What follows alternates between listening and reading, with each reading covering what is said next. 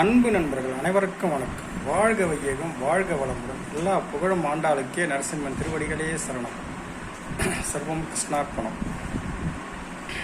ஸ்ரீ மத்திய விஷ்ணு சுத்தாரே மனோநந்தன கேதவே நந்தநந்தன சுந்தரிய குலாய நித்தியமங்கலம். தென்னாட்டுடைய சிவனே போற்றி, எந்நாட்டவர்க்கும் இறைவா போற்றி. இன்னைக்கு வாஸ்துல ஒரு முக்கியமான ஒரு விஷயம் பார்க்கலாம். தென்கிழக்கு வாஸ்து ஏற்கனவே நம்ம பார்த்துருக்கோம். இந்த கேன்சர் சம்மந்தமாக அதை பற்றி பேசியிருந்தோம். நேற்று ஒரு நண்பர் வீட்டில் போய் பார்க்குறேன். அந்த வீட்டுக்கார அம்மா வந்து பார்த்தீங்கன்னா ஹைடிலாம் இருக்கிறாங்க.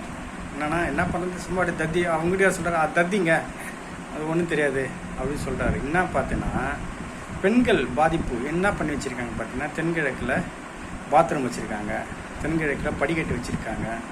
அந்த அம்மா வந்து செயல்படாமல் அவருடைய ஹைடியெல்லாம் இருக்காங்க. என்ன பண்ணுறது? பெண்கள் பாதிப்பு, பெண்களுக்கு அதுதான் பாதிப்பு. ஸோ இது வந்து மாற்றி ஆகணும்னா கண்டிப்பாக மாற்றி. அந்த அம்மா வந்து அப்படியே ரூமோடு கிடக்கிறாங்க. இதுதான் பார்க்க வேண்டிய விஷயம். அவங்க நல்லா செயல்படக்கூடிய ஒரு 38 வயசு இருக்கும் அந்த அம்மாவுக்கு. நல்லா செயல்படக்கூடிய ஏஜ், ஐடியலாக இருக்காங்க. நான் ஒரு வீட்டுக்கு கெஸ்ட்டு வந்தால் வாங்கன்னு சொல்ல தெரியாது, ஒரு தண்ணி மூணு கொடுக்க தெரியாது, ஒரு எதுவுமே தெரியாமல் சும்மா அப்படியே கம்மி பண்ணிக்கிறாங்க. அவர் சொல்கிறாரு, சார் பணம் வருது, எனக்கு பணம் வந்து தங்கலை, பணம் வரது ரொம்ப கஷ்டமாக இருக்குது, கடனாக இருக்குது, ஒன்றும் முன்னேற்றம் இல்லை அப்படின்றார். இந்த நண்பர் வந்து பார்த்திங்கன்னா மதம் விட்டு மதம் மாறினவர்.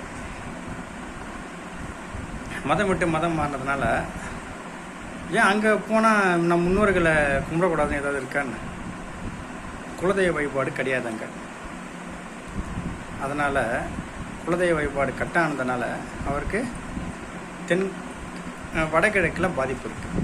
வடகிழக்கில் பாதிப்பு இருக்குன்னா கண்டிப்பாக அந்த வீட்டில் குலதெய்வ வழிபாடு, குலதெய்வத்தில் ஏதோ ஒரு ப்ராப்ளம் இருக்குது. முன்னோர்கள் தரிசனம், முன்னோர்களோட அனுகிரகம் அந்த வீட்டில் இல்லைன்னு அர்த்தம். அப்பா இந்து, அம்மா ஹிந்து, இவர் மட்டும் வேற ஒரு மதம். நான் மதம் சொல்ல விரும்பலை.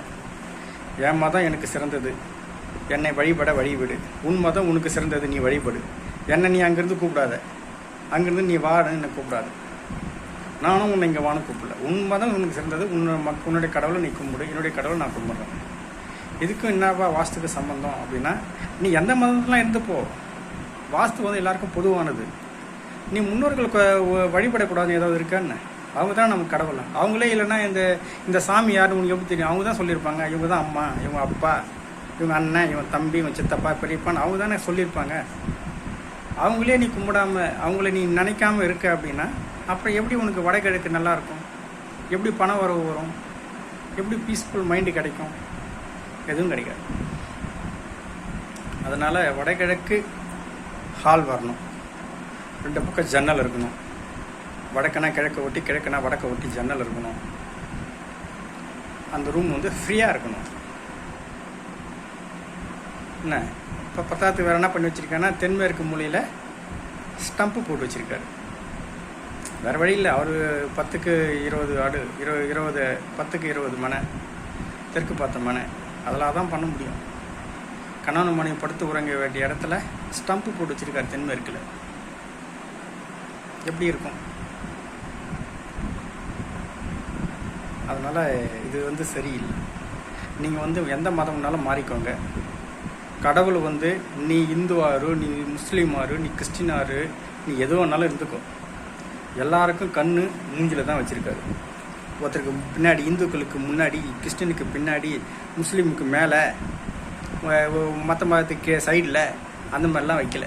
எல்லாருக்கும் கண்ணு முன்ன, மூக்கு, வாய், முடி, தலை, இதை வந்து மூடக்கூடாது. ஏன்னா பார்க்கறது எல்லாம் உள்ளே போகிற விஷயம். இது எல்லாமே உள்ளே போகிற விஷயம். கண்ணு பார்த்து மண்டைக்கு மூளைக்கு போகுது, வாய் மூலியமாக சாப்பிட்டு உள்ளே அனுப்புகிறோம், காது மூலியமாக கேட்டு உள்ளே போகுது. ஸோ இதெல்லாம் உள்ளே போகக்கூடிய விஷயங்கள். வாஸ்துவும் அந்த மாதிரி தான். இந்துக்களுக்கு வாஸ்து, முஸ்லீம்களுக்கு வாஸ்து, கிறிஸ்டினுக்கு வாஸ்துலாம் கிடையாது. எல்லாருக்கும் ஒன்று தான். இல்லை அவங்க சூரியன் சாமி கும்பிட்றாங்க, இந்துக்களுக்கு மட்டும்தான் வாஸ்து, அப்படிலாம் கிடையாது. எல்லாருக்கும் ஒன்று தான். நீங்கள் எந்த சாமி ஒன்றாலும் கூப்பிட்டுக்க. இது முகம் மூடி இருந்தது அப்படின்னா அப்புறம் அந்த வீட்டில் எப்படி வரும் பணம் வரும்? இந்த பக்கம் வழி கிடையாது, கிழக்கும் வழி இல்லை, வடக்குலேயும் வழி கிடையாது, ஜன்னல் கிடையாது, ஃபுல்லாக க்ளோஸ். பெட்ரூம் எதுவுமே அங்கே போட்டு வச்சிருக்காங்க. பணம் வரும் எப்படி இருக்கும்? நல்ல ஒரு ஐடி கம்பெனியில் வேலை செஞ்சால் அந்த கம்பெனி ப்ராஜெக்ட் க்ளோஸ் ஆகுது, அவரை வேலையை விட்டு அனுப்புகிறாங்க. ஸோ வேறு ஒரு கம்பெனியில் ஏதோ இப்போ சர்வே பண்ணிகிட்ருக்காரு, ஏதோ வயிற்று பொழுதுக்காக ஏதோ பண்ணிகிட்ருக்காரு, அவ்வளோதான். பெருசாக ஒரு வளர்ச்சியில் பீஸ்ஃபுல்லாக மைண்டு இருக்கிற மாதிரி எனக்கு தெரியல.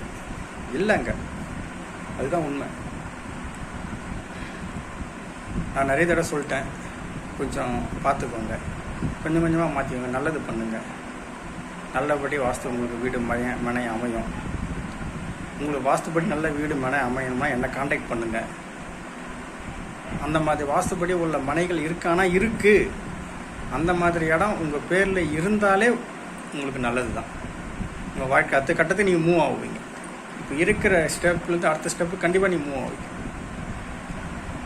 அந்த மாதிரி மனைகள் தேர்வு செய்து அந்த மாதிரி இடத்துல வீடு கட்டி நீங்கள் வாழணும் அப்படின்னு சொல்லிட்டு நான் வணங்கும் திருச்செந்தூர் முருகனை பணிமாற வேண்டிக் கொள்கிறேன். நன்றி, வணக்கம். இந்த ஒரு இன்ஃபர்மேஷனை உங்களுக்கு சொல்கிறதுக்கு எனக்கு வாய்ப்பு கொடுத்த இந்த பிரபஞ்சத்துக்கு என் மனமார்ந்த நன்றி.